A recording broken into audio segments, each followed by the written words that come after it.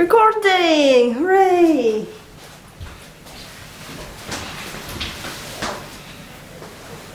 Still recording. No, not quite. Is it okay if I... No. I think I should move it a little bit, otherwise... Yeah, that's better. I don't want.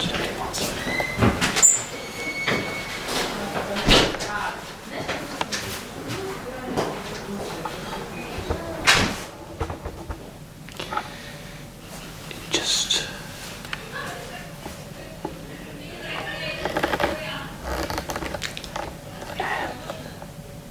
Yeah, that's it. Yeah, good. Okay.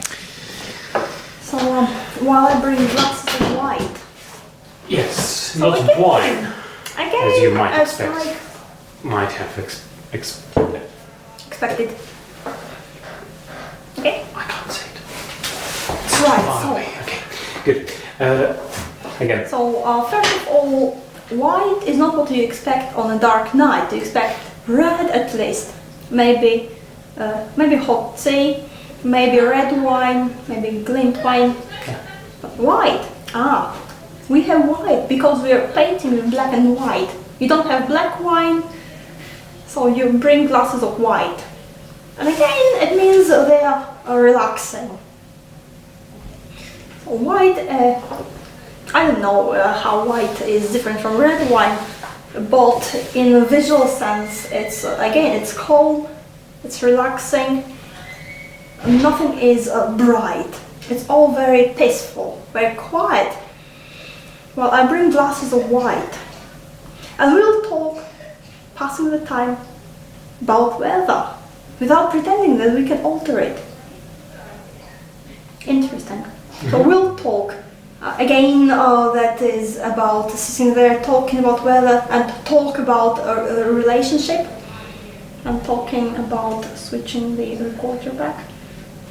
Yeah. Talk, passing the time about weather. Talking is okay. Passing the time. It's like we have nowhere to hurry. We are where we are. And it's our space. And there's no one to tell us what to do. We have all the time in the world. Passing the time. About weather, without pretending that we can alter it. Now again, it's very transparent, isn't it?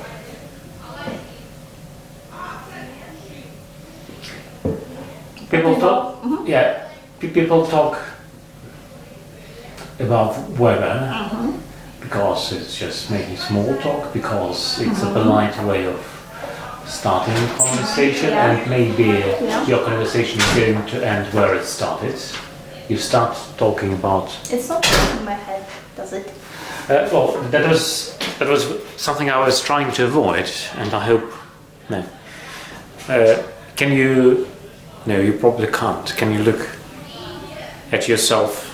Well, I can kind of see something in the reflection, but not very... So you can be two places simultaneously. And maybe you can just zoom out a bit. Well, I think it's okay. I think it's okay. Okay, if it's okay, then it's okay. Well, right. at least as far as I can. As far as I can, yeah. So, but getting back to your metaphorical reading of See the... very good stuff, Camilla.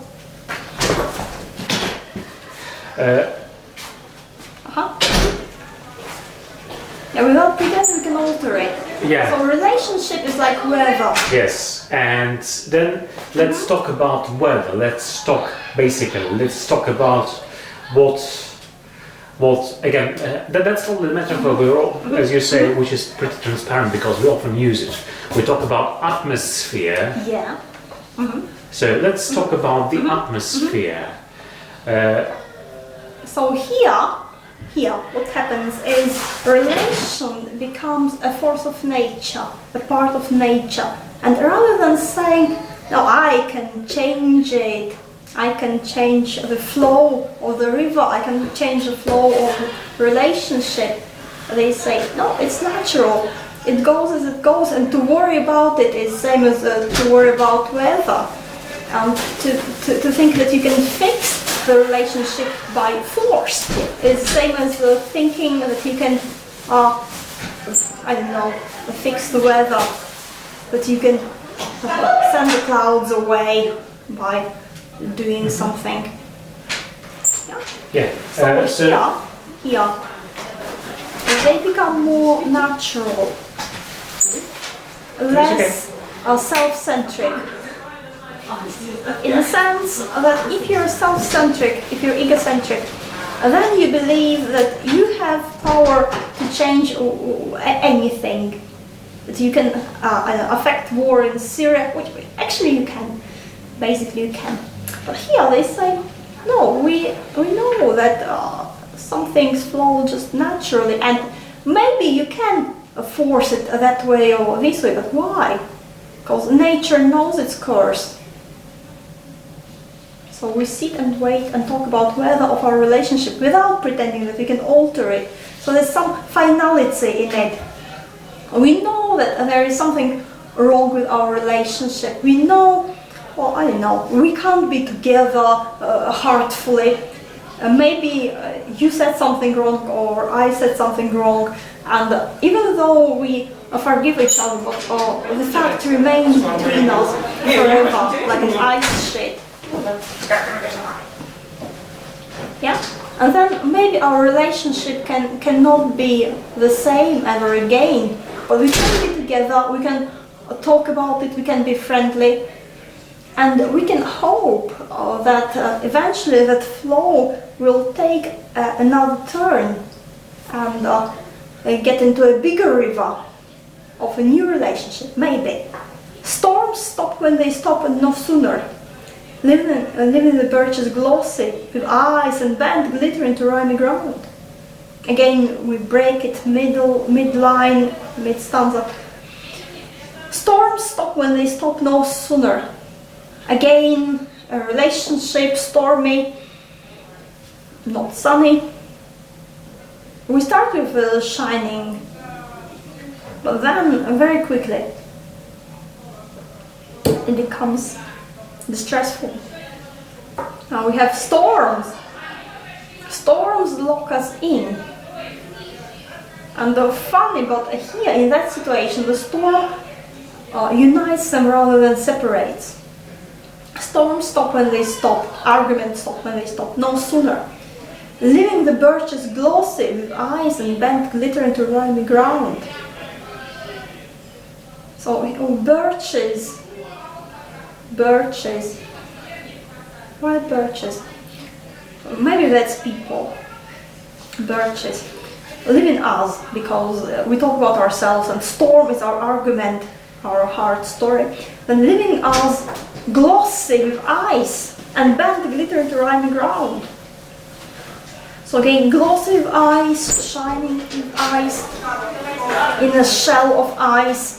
So as they say, as you go through a hard relationship when both people, maybe they both want to be together but they can't because they feel like there's some ice between them.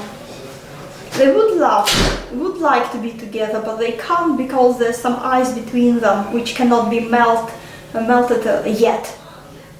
And you can't force it to melt before it's time. So as you go through it, maybe you feel empty, maybe you feel that ice covering you, but a glossy with ice, again, it's outside. And bent, glittering to rimy ground. So maybe it feels hard when you go through a relationship like that. It bends you to the ground. You feel, oh, that burden, heavy weight, oh, nobody loves me, I'm so depressed, oh, goodness me, where is my magic drink, oh.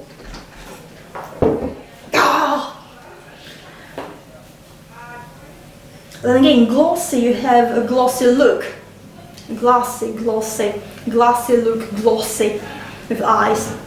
Bent glittering, again a bit funny, because you have that shine, but with eyes. Glittering, but bent. And then beautiful, rimy ground. So rhymy is a very old-fashioned word. It's archaic.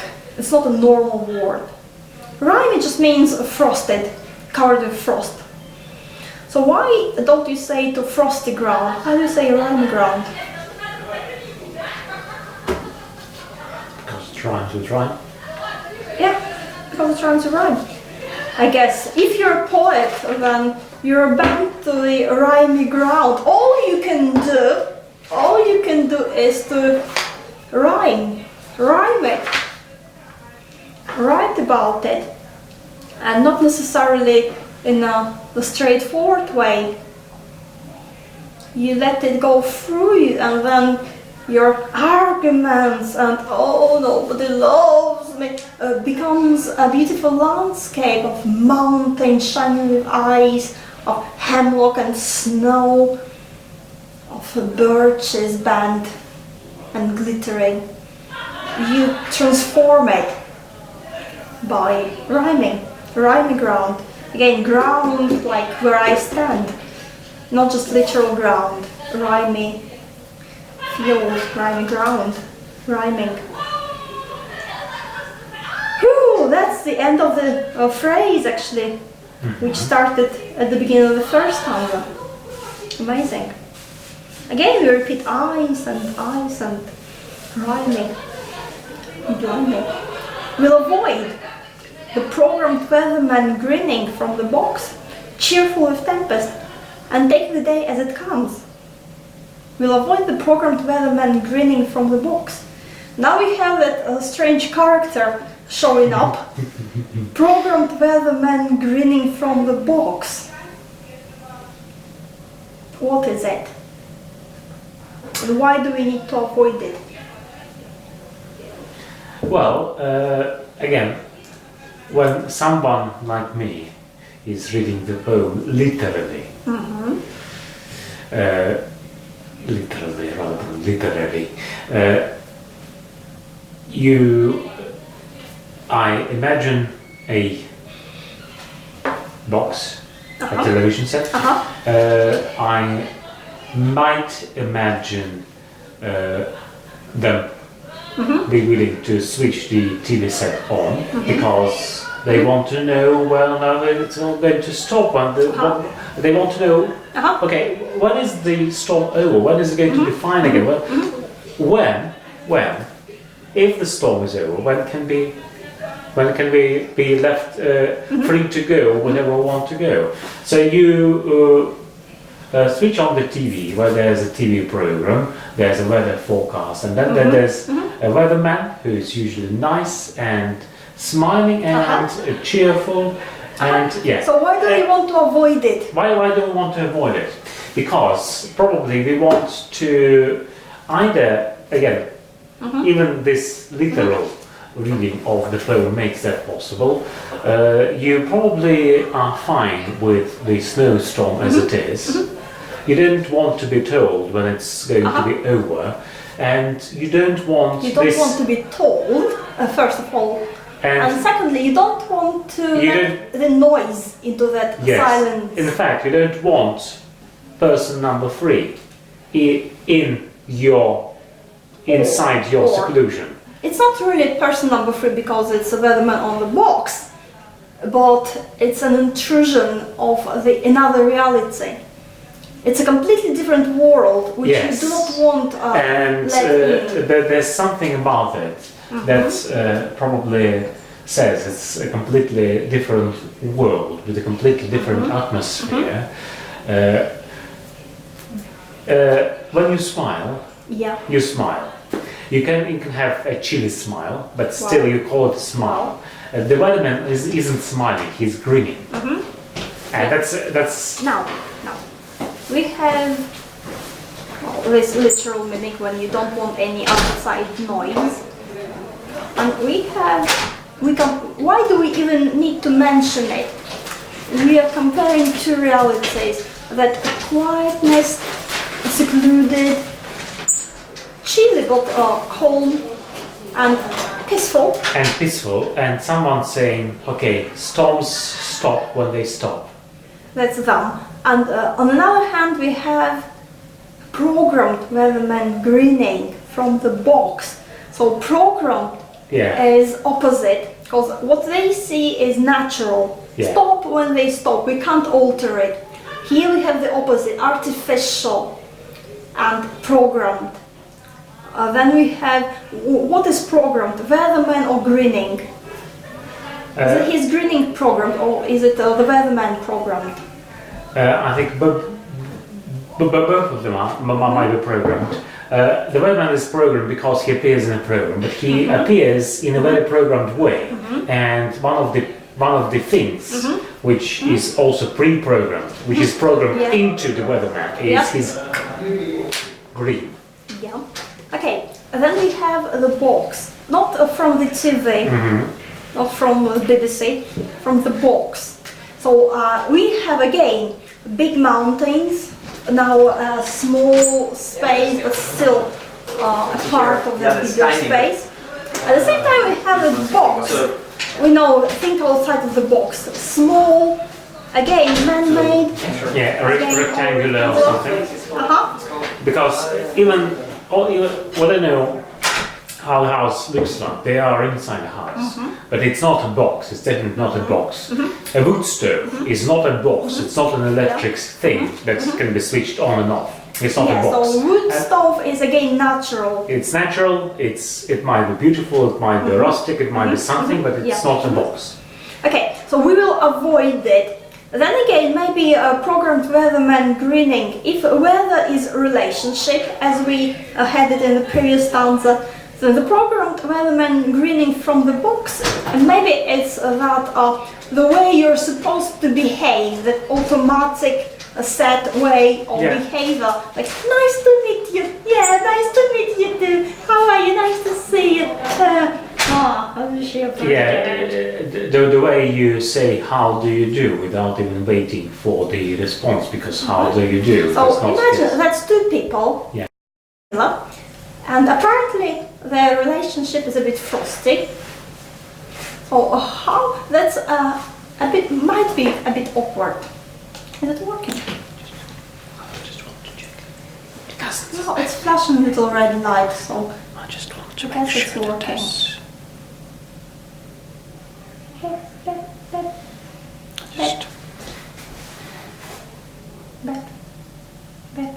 Yeah. So two people, it might be a bit awkward, because how do you even start talking to each other? You are attracted and repelled at the same time, and there's a sheet of ice which needs to be maybe not broken, but approached somehow. So one way of doing it is to pretend that it's just a normal social or small talk. You talk about weather, it's like, hello, nice to see you, and all the time you think, when is it going to end? Horrible. But all the time you're smiling at each other and pretend that all is okay.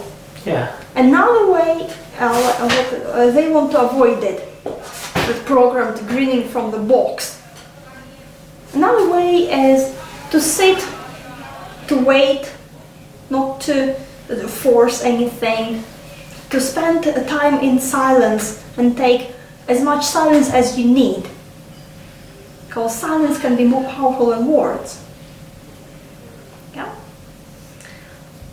We'll talk passing the time about weather, but we'll avoid the programmed weatherman grinning from the box. Cheerful with tempest. Who is cheerful with tempest? The weatherman or they? So the weatherman is grinning, but is he cheerful? We are cheerful with tempest. So we have the word grinning, and then we have the word cheerful. And grinning is not real here. And cheerful is real. Cheerful with tempest. So again, cheerful is nice. Why tempest? Cheerful with the storm, cheerful with ice. Why tempest? maybe tempo, like temporal, tempest, but temper, lose your temper, cheerful with whatever temper we have, but maybe at the same time you have the tempest, as in Shakespeare, which is like super famous, which is actually a very light-hearted play, the Tempest. You have all that confusion and magic, and they also say it's a very mysterious thing. Of course it's mysterious, you have spirits in there. So cheerful with Tempest, you go through confusion, like in Shakespeare, you go through confusion. That's why Shakespeare is so amazing, all that really classic confusion. But in the end you arrive, eventually, to your answer. But as you go through the tempest, you do it cheerfully. But you know, it's a confusion, it's a play. Yeah? The world is a stage, you're all actors. So as long as you remember that it's the tempest, it's a play, which we live through,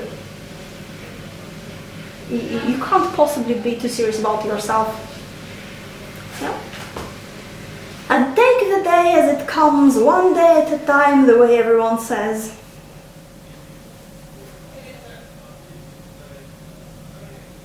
So again, we don't try to force anything, we don't try to pretend, we choose a natural way. And again, there's a sadness in here.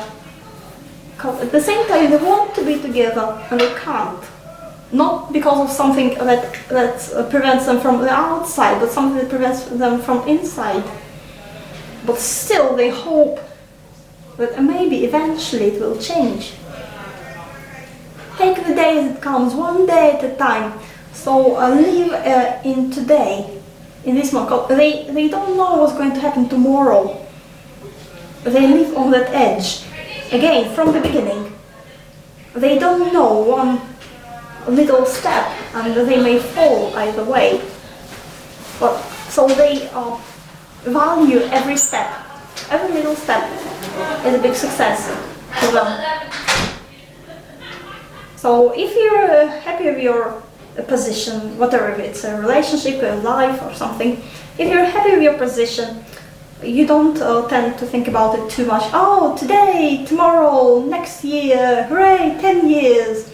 You might even be as stupid as to do some planning for 10 years in future, 20 years in future, 50 years in future.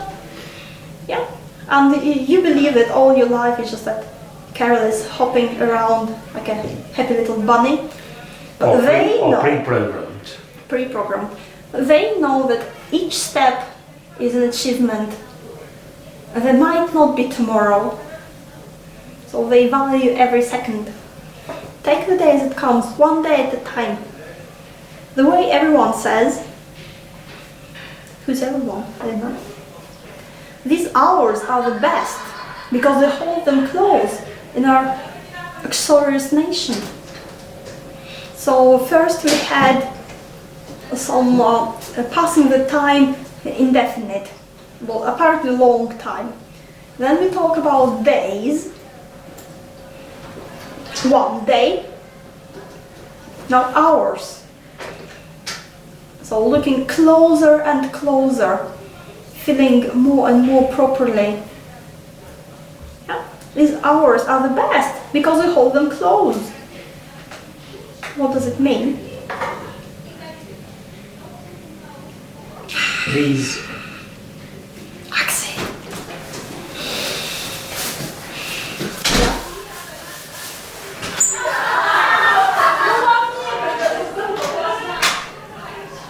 These hours are the best. They are the best because we hold them close means that either we feel close to each other and we feel the hours close. Hold them close. Then the hours. The hours are close. But apparently, because at that moment you're really alive, and you know the precious moments. You know that every moment in your life is precious, but you don't always remember it. Here it's very, very obvious. Here it's that moment when they can be together, even not as romantically, in the sense of not passionately, let's say, but more maturely.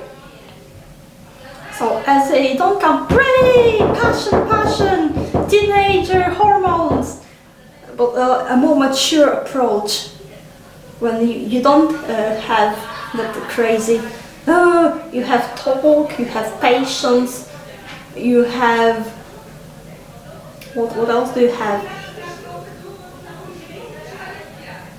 You're ready to accept your fate. You know that there are things that you don't understand or that you can't alter. Right? We hold them close in our uxorious nations. Or what's uxorious? Horrible word. It's like to say, oh, I know some really clever words, look, I'll put them in my poem. Uxorious is a strange word, but it means loving your wife too much. According to... Loving you what? Loving your wife too much. Your wife? Yeah, too much. Too much? Too much. So according to the dictionary, that's what it means, so it's a really strange word. So our nation is the one that loves the wives too much, and here we have me, the great poet. Here we have the couple where we don't have that super obsession. Oh, you're my wife, never let you go, never let you go. Yeah, but we have silence and distance, and then they're truly together in that silence and that slight distance, in that calmness. Because he says we will talk, but it's in future. We never hear them talking. So they sit there silently, and then they can feel each other, see each other for real. Uxorious nation. So loving your wife too much is not good. You should love your wife too much. You should be icy and frosty, maybe from 2 to 3:30 on Tuesdays. I don't know. But you don't want obsession. You don't want passion, obsession. You want it to be mature. Soon we will walk when days turn fair. So now we look into future and it's bright. And again we will walk. Now we sit. We are enclosed. We are cut off. And that's the place basically outside of time and space. And that is where we come to a place of silence, quietness, to hear what we can't hear in the noise, in the usual noise. And then we sit and talk through it and see who we are and why we are. And then we can walk when days turn fair and frost stays off over old roads, listening for peepers as spring comes on, never to miss the day's offering of pleasure for the government of two. So he says, well, okay, if relationship is natural, then it's natural to have winter when all seems to be dead. But as you wait through it, spring comes. And so will happen with our relationship, because we accept that they're natural and we don't try to accelerate it. We don't want spring to come on the 1st of December. We know we need to wait for it. Then it will be for real. Then it will stay. Then it will move. We'll walk. We'll move on. We start with rivers frozen. Okay. So we start old roads, their old way of relationship becomes alive again, revived after they spend that while together, getting to know each other anew, listening for peepers, whatever. So we have sound coming. As spring comes on, we start with ice, with snow, with stillness, and now we have this revival. Spring comes on, it's never too late. And never to miss the day's offering of pleasure for the government of two. So each day offers pleasures, and you don't want to miss it, because you never know how many days you have, how many days before your relationship is broken, or you just never know. So as you have the moment, it's really the same old idea of carpe diem, catch the moment, catch the day, never to miss. Again, never and miss and never to miss, very strong. Because miss is the key word, I guess, through the poem. They're missing each other, but at the same time they feel, no, it's not right yet. I don't feel right about it. There's still some frost on the ground between us. Never to miss the day's offering of pleasure.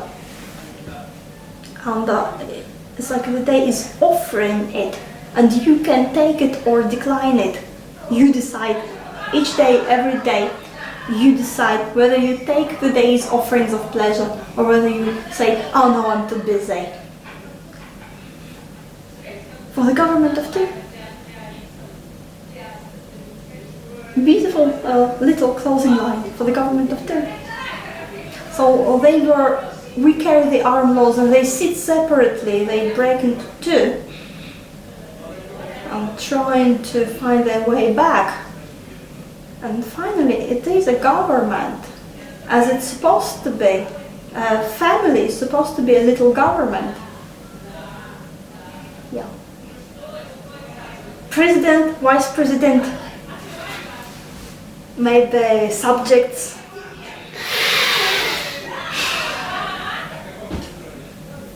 Well, anyway, what it means here, you start with mountain, and then you hide the mountain. You look at it at the first line only, on half a line.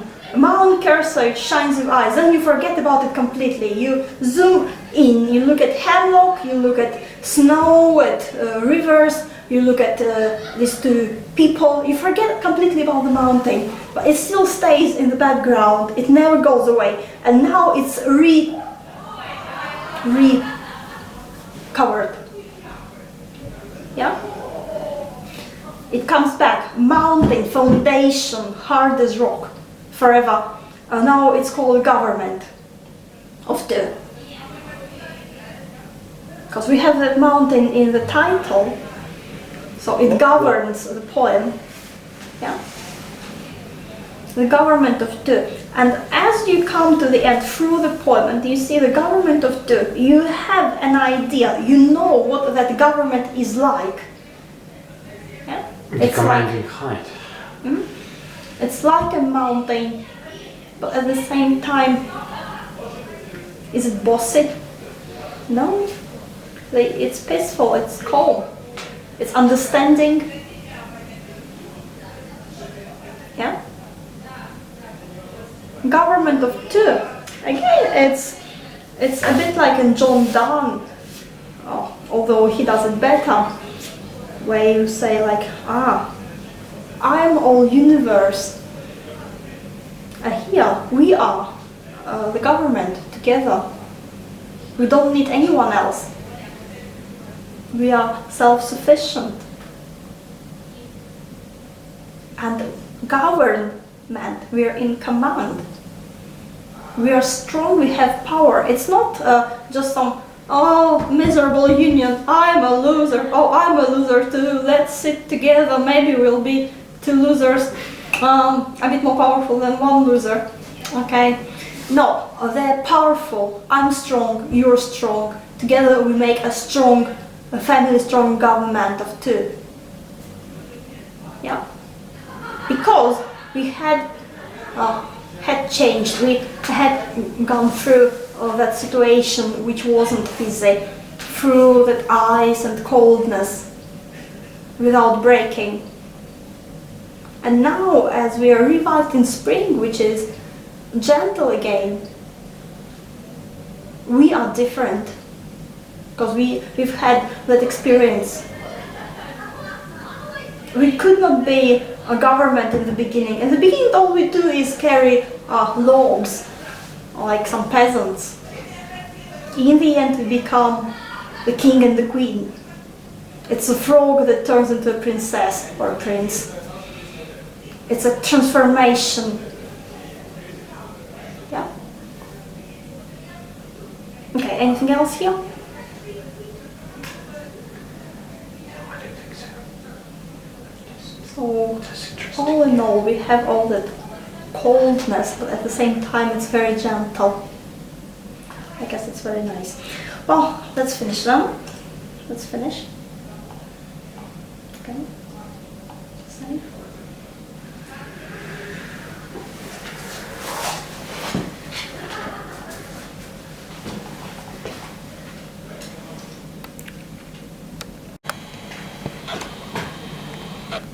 So that's what you have. So we have someone trying to. So that's the darkness outside. If you are inside and you have your nice wood stove burning, then you don't actually see the darkness. It's sort of cut off. Okay.